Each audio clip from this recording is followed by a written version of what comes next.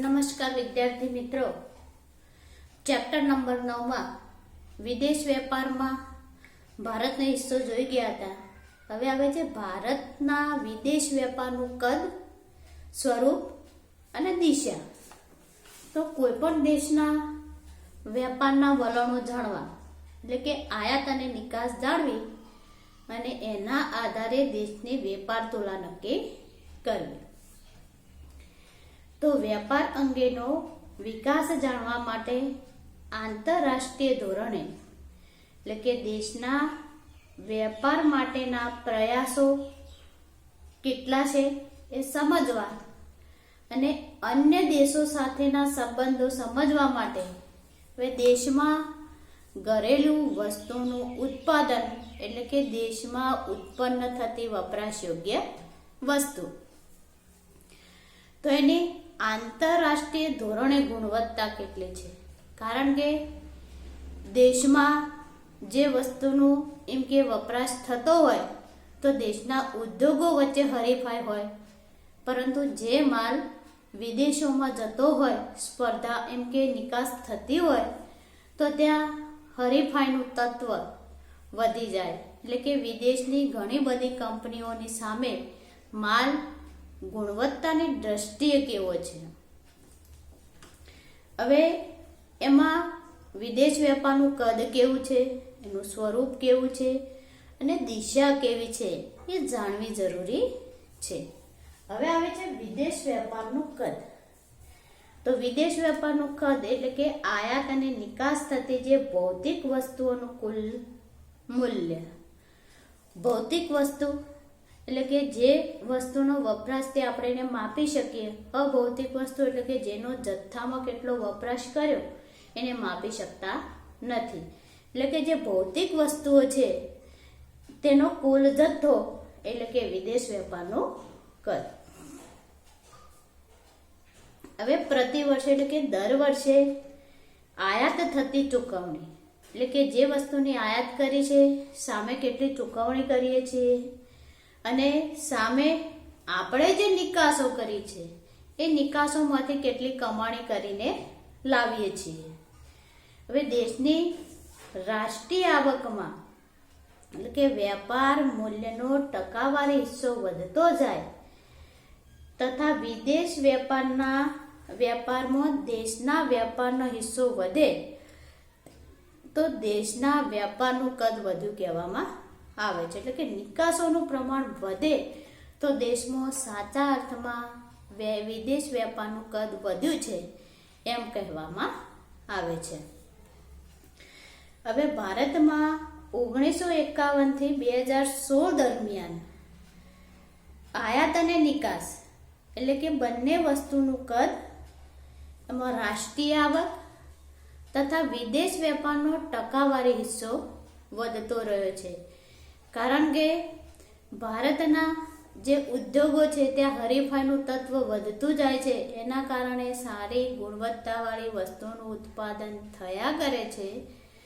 તો એના કારણે આપણે આપણા જે ઉદ્યોગો છે એ વિદેશ વેપારમાં હરીફાઈની સામે ટકી રહે છે. તો નિકાસના કદ અને વૃદ્ધિનો દર કરતો આયાતનું કદ અને વૃદ્ધિનો દર મોટા ભાગના વર્ષોમાં વધુ રહ્યો છે.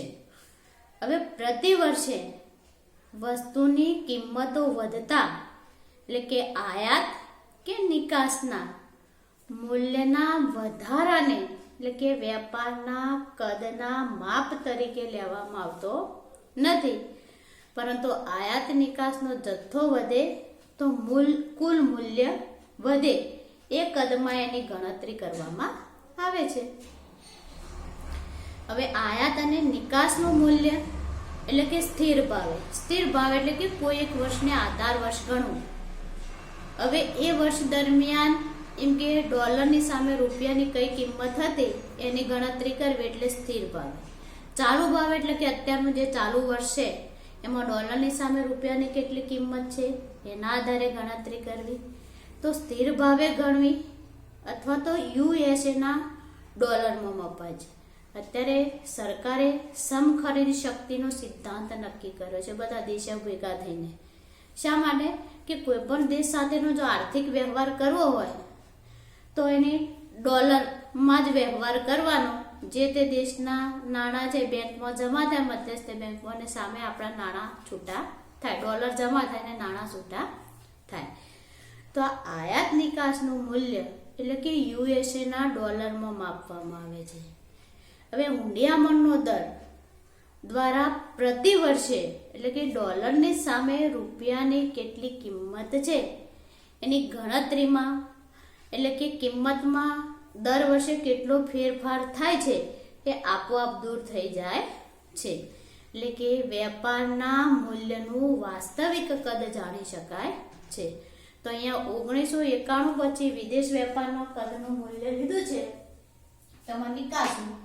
તો 1991, 92, 1998, 2014 અને 15 નિકાસો તો 17.9, 33.2 અને 2014-15માં 310.5. એટલે કે જો કે નિકાસોમાં વધારો થઈ રહ્યો છે. હવે વસ્તુની આયાતો તો એનું પ્રમાણ 19.4, 42.4, 448.0 એટલે કે આયાતોમાં પણ વધારો થઈ રહ્યો છે. હવે દેશની વેપાર તુલના એટલે કે આયાત અને નિકાસનું કદ એટલે કે વેપાર તુલના. તો એમાં અહીંયા 19 માંથી 17 બાદ કરીએ એટલે -1.5 એટલે કે વેપાર તુલના એટલે કે આયાતોનું પ્રમાણ અહીંયા વધુ છે. એ રીતે નિકાસો કરતા જો આયાતોનું પ્રમાણ વધારે છે તો એમાં -9.2. એ રીતે 2014-15માં -137.5 જેટલું થાય છે. એટલે કે જે આયાતો છે એ આયાતોમાં વધારો થઈ રહ્યો છે, સાથે સાથે નિકાસોમાં પણ વધારો થઈ રહ્યો છે. તો સ્વતંત્રતા પછી શરૂઆતના વર્ષોમાં એટલે કે નીચા વિકાસના કારણે ભારતમાં વિકાસલક્ષી આયાતોનું કદ ખૂબ જ ઊંચું રહ્યું છે. વિકાસલક્ષી આયાતો એટલે કે કાચો માલ, નિષ્ણાતોની સલાહ, મશીનરી, નિભાવ માટેની આયાત મશીનરી, તો એનો સમાવેશ આ વિકાસલક્ષી આયાતોમાં કરવામાં આવે છે.